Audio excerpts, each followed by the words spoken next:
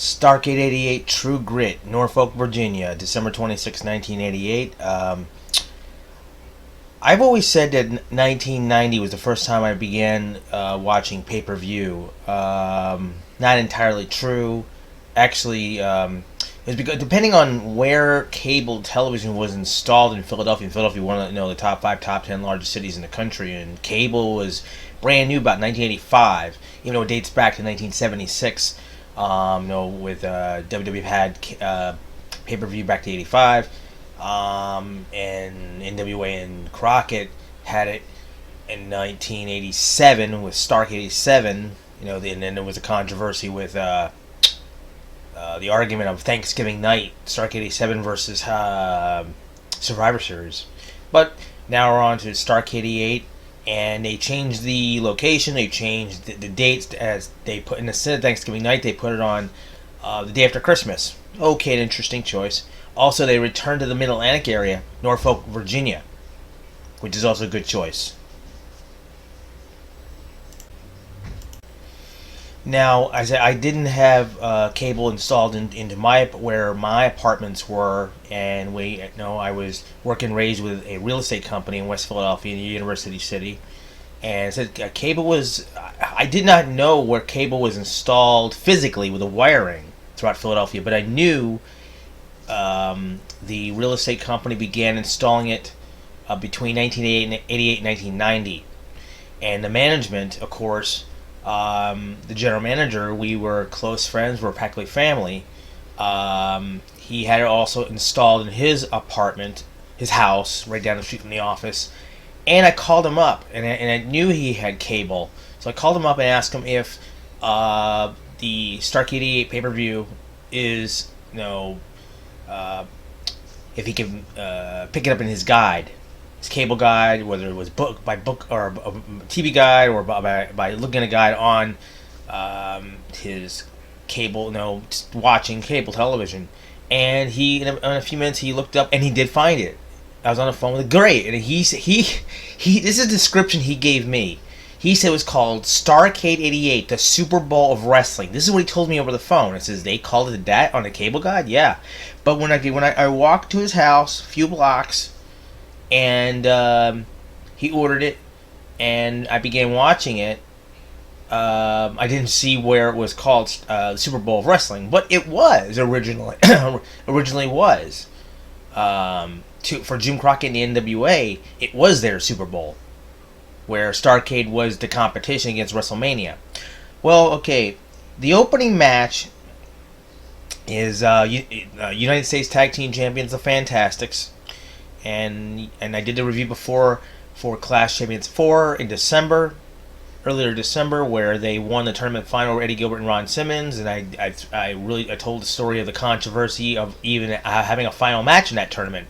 Well, the Fantastics are now defending against the Varsity Club, Steve Dr. Death Williams with Kevin Sullivan, and it's rare for Kevin Sullivan now. Now he's going to be working with his stable, and. Actually, it was a great combination. I always argued that Kevin Sullivan, as a manager with college athletic athletes, Steve Williams, from Oklahoma, the Oklahoma Sooners, but he was a 4-time All-American, and he also was managing Mike Rotundo out of Syracuse, New York, and Mike Rotundo is going to have a separate wrestling match. That's why he didn't team up with Steve Williams for this tag team match. Mike Rotundo was going to be defending the television title, which he had, I think it was August in '87. He won it from Nikita Koloff. Kevin Sullivan, yeah, he's the sadistic, devilish brute. A brawler of a wrestler. But teaming with Steve Williams. I've argued that the Varsity. I was not a fan of the Varsity Club. If they would have started as maybe baby faces, good guys. I couldn't see Mike Rotundo or Steve Williams as babyface, as good guy. I'm always saying things backwards. Sorry. I could not picture Mike Rotundo and Steve Williams as heels, bad guys. I could not picture it. and Kevin Sullivan managing him. It didn't make sense to me at all. His varsity club was a good idea because they're college athletes. But Kevin Sullivan and Steve Williams, Kevin Sullivan has a massive amount of experience. Massive amount. I didn't look up research of how far when he debuted. I know he spent a lot of time in Georgia and definitely the Florida area. He had a long time view with Dusty Rhodes, with the Devil gimmick and Dusty Rhodes, and now Kevin Sullivan, he has massive amount of experience, and he has the big brawler, the big guy, big man, Steve Dr. F. Williams, a huge guy. Steve Williams has always been described a next generation cowboy Bill Watts. They're facing the Fantastics for the United States Tag Team title. You know, when I saw that, I was watching this pay-per-view for as the opening match. It says, why are they having a title match as an opening match, a tag team title match? You usually don't do that for any show, any pay-per-view, or any wrestling show. You don't open up. The moment I started watching the Starrcade, the pay-per-view, I said, why is it a tag team title match? It should be later in the match. Title matches are the ending matches. They do, but this really diminishes it really doesn't give the United States Tag Team title its just due for an opening match with Starrcade. I think it hurts the title. But it was a great match, absolutely. Fantastics with their speed, agility, their absolute speed. And they're small guys, but they really took a pounding from Kevin Sullivan and Steve Williams. They really did. There was a Lou Thez press. Both Tommy Rogers and Bobby Fuller were doing a lot of Lou Thez presses, knocking Sullivan and Williams down, and eventually,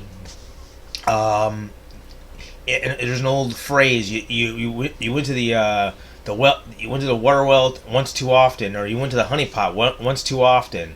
There was it was Bobby Fulton went for Lou Thez press on Steve Williams. That was their 15-minute match, and Steve Williams as Fulton does the Lou Thez press on Williams, Steve Williams picks him up and drops him on the ropes, and it knocked out Fulton enough for Steve Williams to cover Bobby Fulton and get the pin. And Steve Dr. F. Williams and Kevin Sullivan are the new United States Tag Team Champions. It was a fairly good tag team match. When I first saw it, I just argued, why is there a title match opening the show? But it was a really good tag team match. So Steve Williams and Kevin Sullivan are the new United States Tag Team Champions, defeating the Fantastics. Next match of the night. Interesting tag team match. The Midnight Express with Jim Cornette, Bob Eaton, and Stan Lane versus Paul E. Dangerously, a newcomer to the WCW or the NWA. Actually, it's still NWA yet. It's even after the Turner had purchased Crockett Promotions. Nobody knew about that yet. But Paul E. Dangerously is new to the area. I knew he worked in AWA, but he has assembled former Midnight Express member, Cornette's Midnight Express member, Dennis Condrey. He had left around December of '86, and he left for a couple of years, and people didn't no idea why. And he's teamed up with. Here's a wrestler I've never heard of, and I didn't research him yet. Randy Rose. So it's Loverboy Dennis Condrey and Ravishing Randy Rose. Paulie Dangerously, yeah, he's almost as good on the mic as Jim Cornette, but it's a rivalry, as Jim Ross described it, emotional. Cornette and the Midnight Express were in a TV taping, and Cornette said he took a phone call for apparently Paulie Dangerously, and all of a sudden his original Midnight Express, Condrey and Randy Rose, they attacked him on a TBS taping. This became, for the first time in history, that Jim Cornette and the Midnight Express would become baby faces, the fan favorite, the good guys. It's incredible that... Was it possible that Cornette, be a good guy, a baby face? Is it possible? Well, the fans cheered when everybody disliked Paulie Dangerously's original Midnight Express. So they had a meet-up at Starrcade 88. It was... As Jim Ross said, an emotional situation. And even before the match started, Cornette had to get on the mic. Cornette is so fantastic, whether it's interviews, shoot interviews, or in the ring. Or Cornette is one of the top 5 best mic performers. Good God. I'm going to give the America a Christmas present. I'm going to kick Paulie Dangerously's butt. Oh man, it was funny, but the funny but situation, even Cornette and Paulie Dangerous he interjected sometimes in the match, and and Jim Cornette was running around the ring after him. And one moment I was laughing, and Paulie Dangerous slid like a snake through the bottom ropes to escape running away from Cornette. It was kind of a funny situation between the two managers, but honest to God, even Dennis Conner and Randy Rose are not much of a team. Bob Eaton and Stan Lane are an outstanding tag team. It's always been the biggest argument in tag team wrestling history of who was the better Midnight Express, Dennis Conner, Bob Eaton, or Bob Eaton and Stan Lane. That is a split decision of who would I decide. I found Bob Eaton and Stan Lane a more formidable team. Dennis Conner, Bob Eaton, they were better as the heel tag team. Bobby and Stan Lane were better, yes, as babyface tag team. It really didn't matter. Both tag teams were very good, especially Connery. Either was Connery Eaton versus the Rock and Roll Express, and Connery and Lane against the Rock and Roll Express. But they've always said that it was the Midnight Express and Rock and Roll Express was the greatest tag team rivalry, bar none. Number 1 on the list. But this was changed when Paulie Dangerously appeared with his original Midnight Express, Connery and Randy Rose. I think the biggest weak link was Randy Rose, but it was just emotional. As Jim Ross, I had to repeat this. It was rivalry between who was the original and the better Midnight Express. Eventually, the superior Midnight Express, Bobby Eaton and Stanley, overcame. And I believe it was I know Randy Rose was pinned. I'm pretty sure Randy Rose was pinned. But then Randy Rose and Dennis Conner started a beat down on Jim Cornette and Paulie Dangerously. They whacked him with a tennis racket after the match. Then he was hit with a phone, and Paulie Dangerously really pummeled Cornette. But it was one moment that Jim Cornette Cornette got a hold of Paulie Dangerously, and he hit a roundhouse punch. It was rivalry rather than just a wrestling tag match. It was fair, but Stan Lane and Bobby were definitely the superb team, and they won and defeated the original Midnight Express. Next match of the night, tag team match. Paul Jones and his Russian Assassins masked guys, and I'm going to talk about them in a minute, against the Junkyard Dog and Ivan Koloff, and they are the baby faces, the fan favorites, the good guys, getting real big cheers. Jim Ross really putting Junkyard Dog over because he's originally from the Louisiana and territory where he really made it big, and Jim Ross put that story over, and he was. Now, the Russian Assassins, I had to look up who they were. Now, here's the thing. When the Russian Assassins first appeared, they had red masks. Now, at Starrcade 8, they're wearing yellow masks. And here's also interesting. The referee, Teddy Long, before the match started, he checked their masks. He put his hands against their head, he was touching the mask for any objects. That's ironic for how the match ends.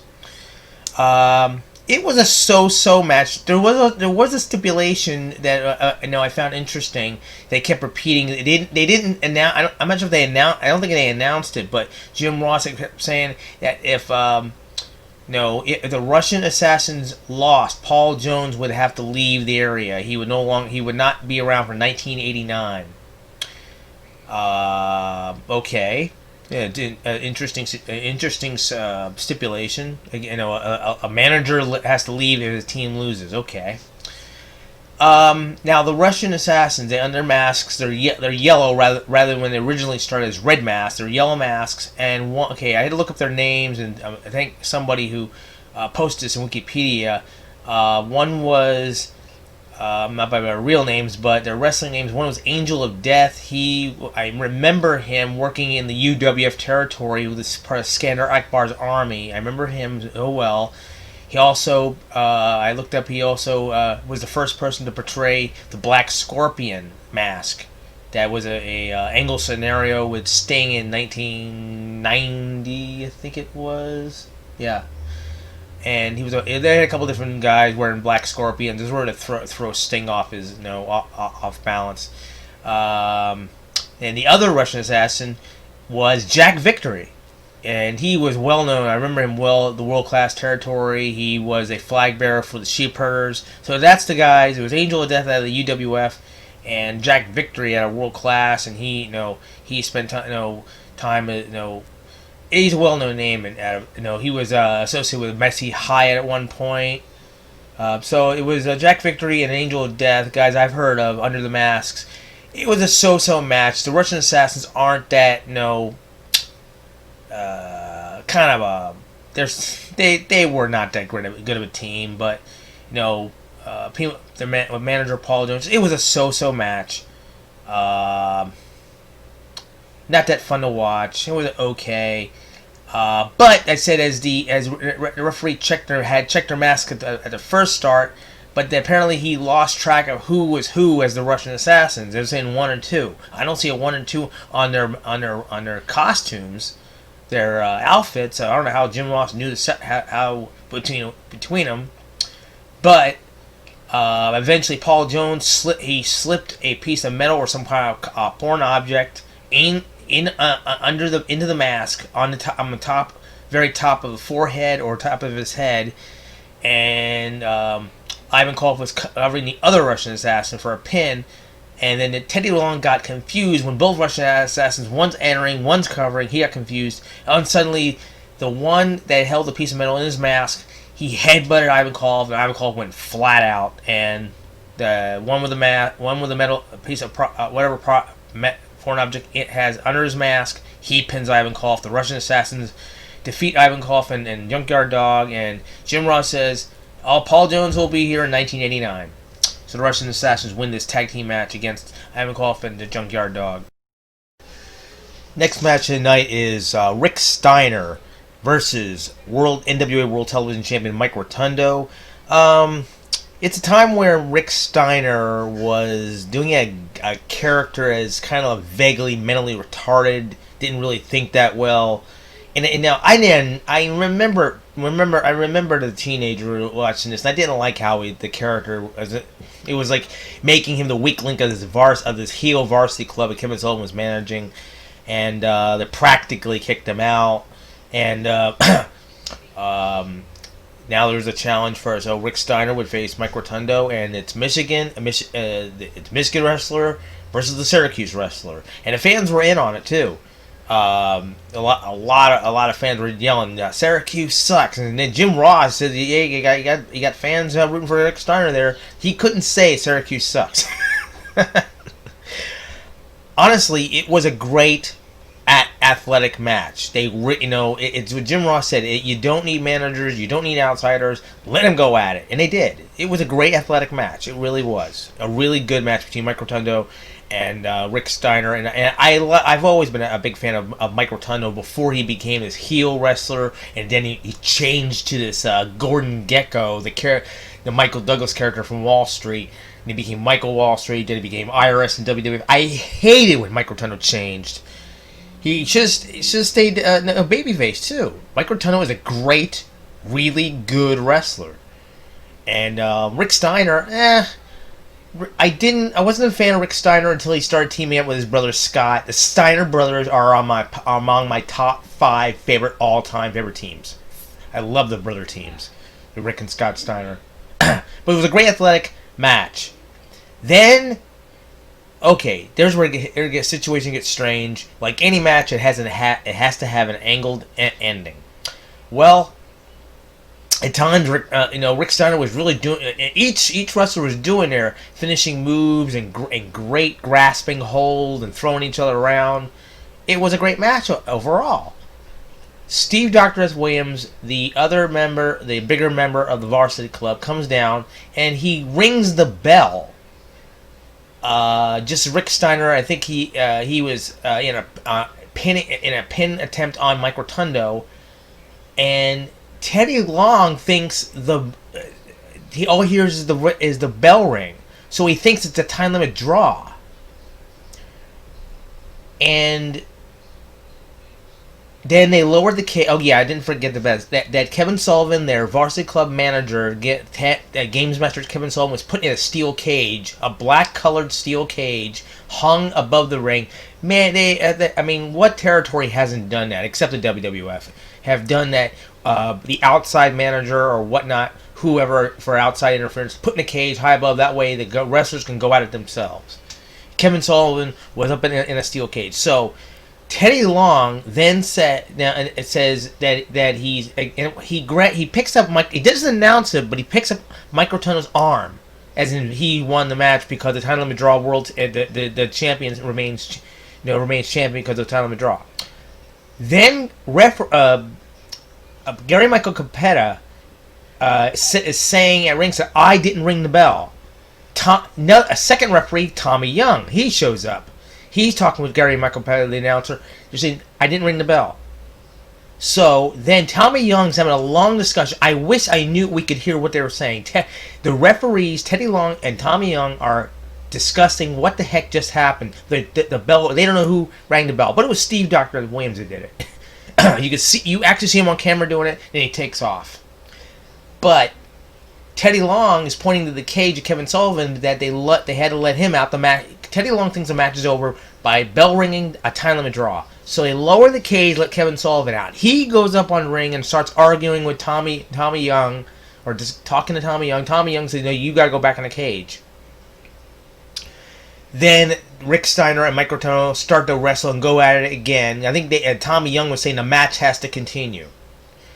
Well, then Rick Steiner switches Mike Rotundo. I think Mike Rotundo got a hold of Rick and they switched around, and Mike Rotundo bounces against Kevin Sullivan, falls down. Rick Steiner covers him, and this is one of the funniest moments I have ever seen. I honestly have never seen this. Both referees Teddy Long and Tommy Young make the pin. They each count 3 as Rick Steiner covers Mike Rotundo, and he defeats Mike Rotundo to win the World Television title. What I think should have happened, the double referee count would have been funny. I would love to see that, but I think Rick Steiner should just sort of surprisingly, Mike Rotundo should have gone up against Kevin Sullivan or switched around something, but Rick Steiner should have finished the match with his belly-to-belly suplex, which he did do during the match. And in an interview talking with Magnum TA at Starrcade, Mike Rotundo Magnum TA tells him, "Now your belly-to-belly suplex, I used to do that as a wrestler." Rick Steiner's copying off Magnum, kind of. And I think he should have belly-to-belly suplexed Mike Rotundo, and that would have been a better pinfall. But anyway, Mike Rotundo smacked against Kevin Sullivan, who was up at ringside, and he just falls down, and Rick Steiner covers him for the pin. But I love to see both referees make the 3 count. Mike Rotundo, Rick Steiner is the new World Television Champion. Next match of the night is United States Champion Barry Windham with James J. Dillon. He's a member of the Horsemen. Barry Windham is going to face one of his biggest challenges.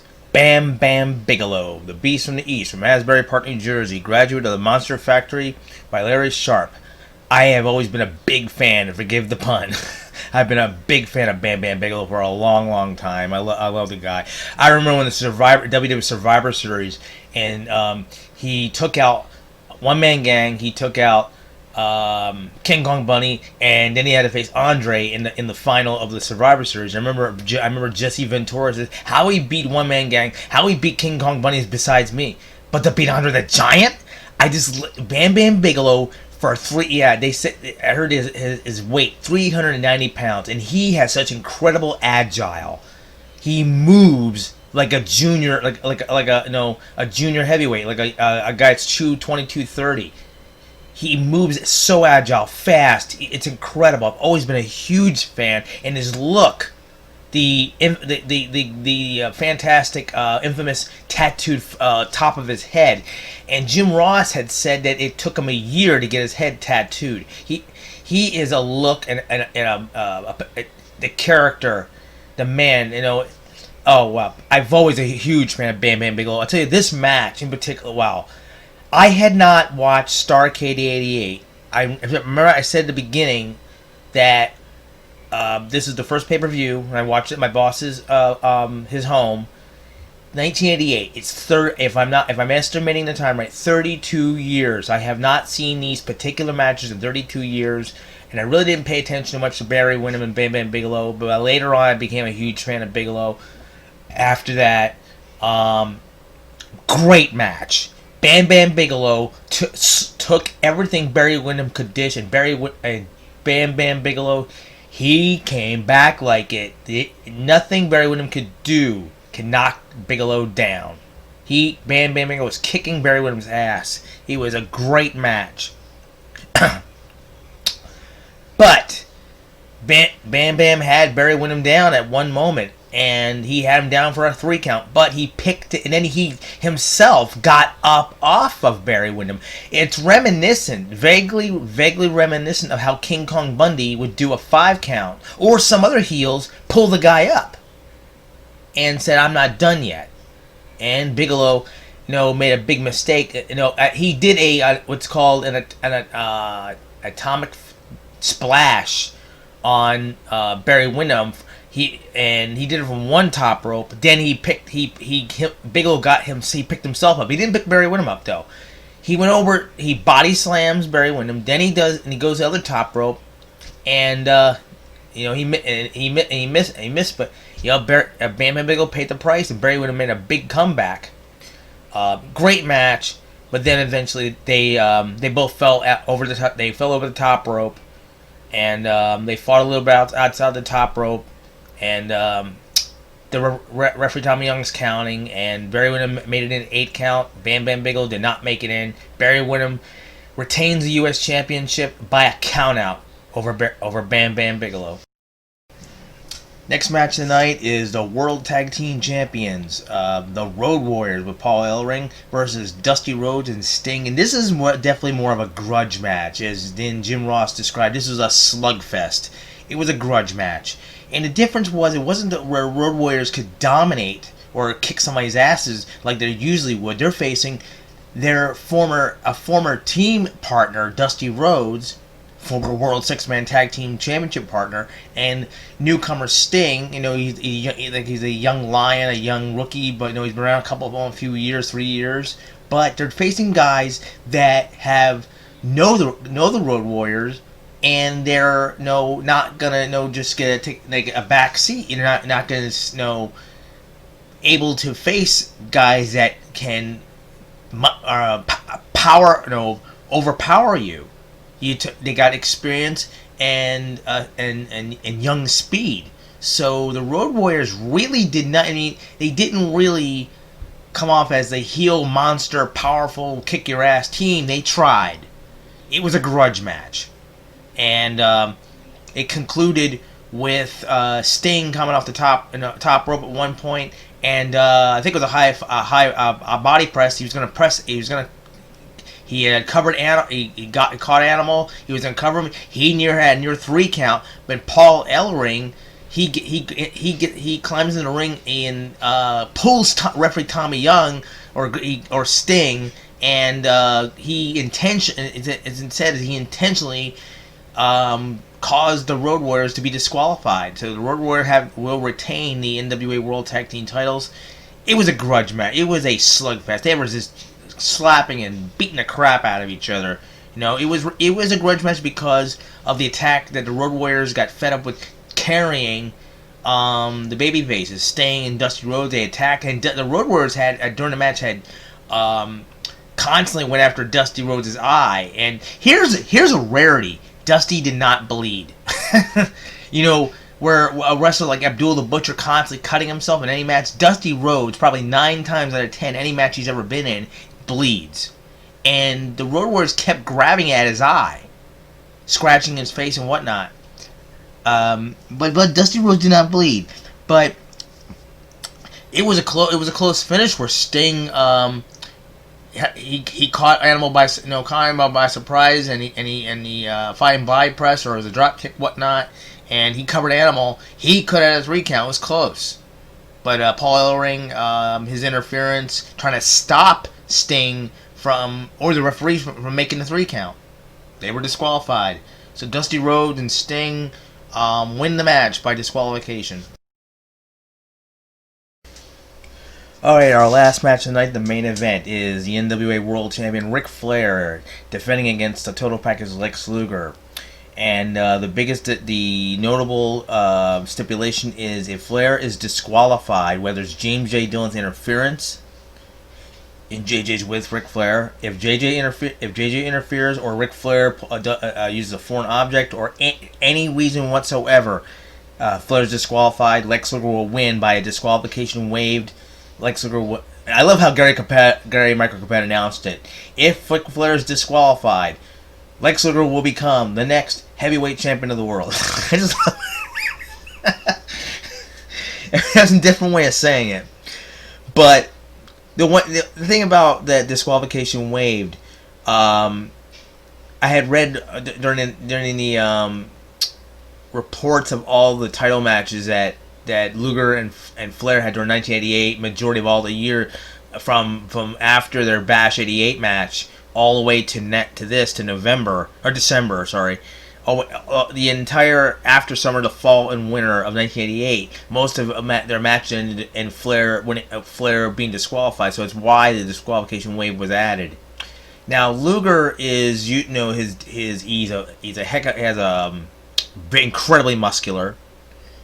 And that's what the Horsemen wanted originally back in '87. Is they had a muscular look. They had all types of wrestlers in the Horsemen. And that's what put them all together. Is they different types, but they all work together. Now Luger, wanted to fight on his own. And here's the thing: Luger and Flair have fought many times. Bash 88. And they fought down in Florida in Battle of the Belts show.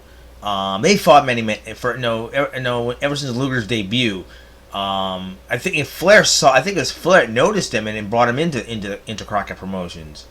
But this particular match, okay, Luger really wanted to dominate Flair every way possible, and there were so many pinfall attempts.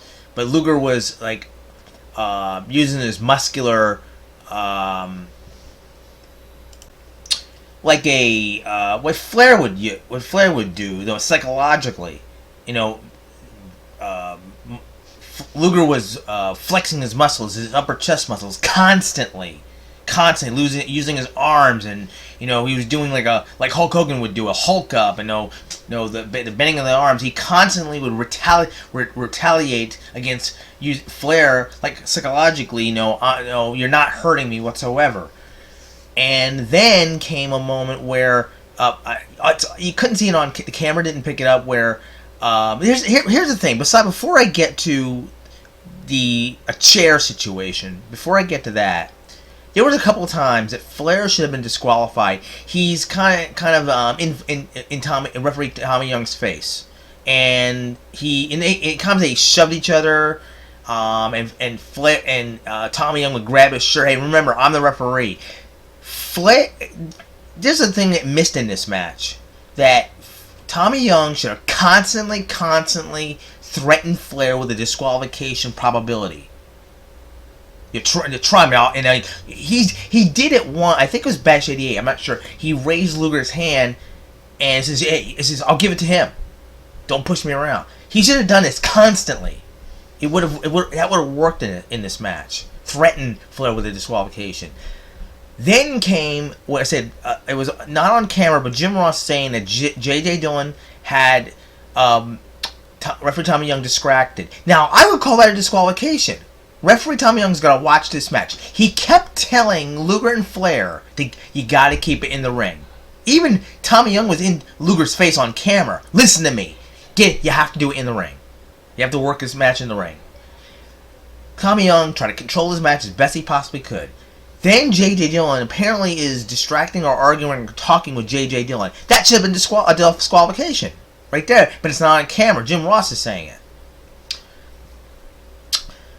At that moment, that referee Tommy Young had his back turned, distracted by J.J. Dillon. Flair pulls Luger's legs out toward the edge of the ring, and he takes a chair. But here's the thing, the chair wasn't totally metal. I swear it looked like it had a padded or plastic seat. So then when Flair hits Luger his knee or leg, Jim Ross yells that you could hear it crack his knee. I think Flair hit him with the cushion side. But then, yeah, Luger really sold that knee. Jumped all over like his knees completely busted. He really sold it. Now, here comes the problem in the match. Every time Flair worked on his leg and Luger was selling the injury, oh my God, he was overselling. Like he couldn't stand on the knee, and Flair ended up getting a figure 4. But Luger, here's gets ridiculous. If he's got a cracked knee, damaged knee, then in the figure 4, Luger, he flexes his muscles and like he's making a comeback. You're in a figure 4 and you're in. I don't care what adrenaline. There's no look. Even Jim Ross is saying, how in the heck he must be ignoring the pain. He's selling an injury, but then he's flexing his muscles like he doesn't sell an injury. Here it gets worse. The more Luger is more Flair working on Luger's so-called injured knee, and then Luger, he at times he was walking. At times he was doing power moves on Flair. He was in and out of the ring and then at times he was very vaguely limping. At times I really don't like Luger-Flair matches. Maybe this particular match, Starrcade '88. I'm something I didn't like about this particular match. And they kept referring, Jim Ross and Bob Caudle announcing, kept referring back to the Bash '88 match that Luger did not win the match on a technicality. Is because Crockett Promotions overrided. They were going to have Luger cut a little bit, and the state athletic commissioner Frank Iannucci told the company, I don't want to see any blood on these wrestlers. Well, they had a way of ending the match between Flair and Luger and Bash '88. A little cut, and where the fans were pissed that Flair would bleed buckets in almost any match, and Luger has a slight cut, and the match is it, and Frank Iannucci demands the match over, and that's what pissed the fans off. Now, what pisses me off in this Starrcade '88 match is Luger has a so-called knee injury. First he is overreacting, like it's completely cracked. He can't stand on it. He's limping. Then he's doing power moves. He's walking with like the injury doesn't exist. That's what's pissing me off now. And Dusty Rhodes would do this time the same thing. They were kicked when Dusty Rhodes had a match with Flair. Going back to when the Horseman broke Dusty's leg, they would kick his foot and he'd fall down. This match with Luger, at times he'd overreact with a knee injury and act like the knee injury didn't exist. Well, then finally comes down to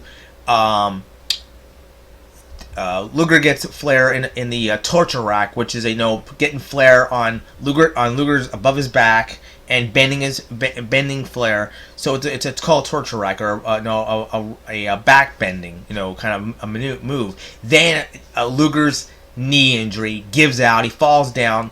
Flair puts his legs on the second rope, covering Luger, and referee Tommy Young makes a 3 count. And Ric Flair retains the NWA World Championship. Luger, with that injury, was ridiculous. With that knee injury, ridiculous. He first reacts like, oh my God, my knee's completely gone and busted. Then he acts like it doesn't exist at all. He's barely limping. That's why, honestly, I don't like the Luger-Flair matches. Now I remember why I thought Starrcade '88 was so pitiful. Only the Barry Windham Bam Bam Bigelow match was pretty good. But that's Starrcade '88. And also I'm going to see...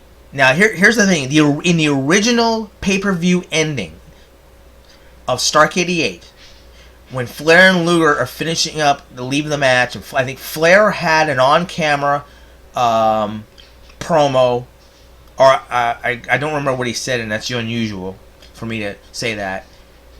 There was a camera on the ring at the ringside area, and wrestlers were approaching the ring. The credits for the pay-per-view started to show up. Gary Michael Capetta says, "Wrestling fans, stay in your seats. We're going to have the first bunkhouse stampede of the season or the year." And wrestlers start approaching the ring. Then the pay-per-view ends and screen goes black. I'd say about 3, 4, 5, 6, 3, 4, 5, 3, 4 wrestlers approached the ring, and that was it. And that's a rare piece of film because the WWE Network or VHS tape of Starrcade 88, they show the Flair promo instead. They don't show the wrestlers approaching the ring for the bunkhouse stampede. So I wanted to throw that extra piece that I'm looking for is the bunkhouse stampede, the wrestlers approaching the ring, which would be a rare piece of film. But again, the Starrcade ends with Ric Flair, Mr. Starrcade, defeating Lex Luger and retaining the World Heavyweight Championship.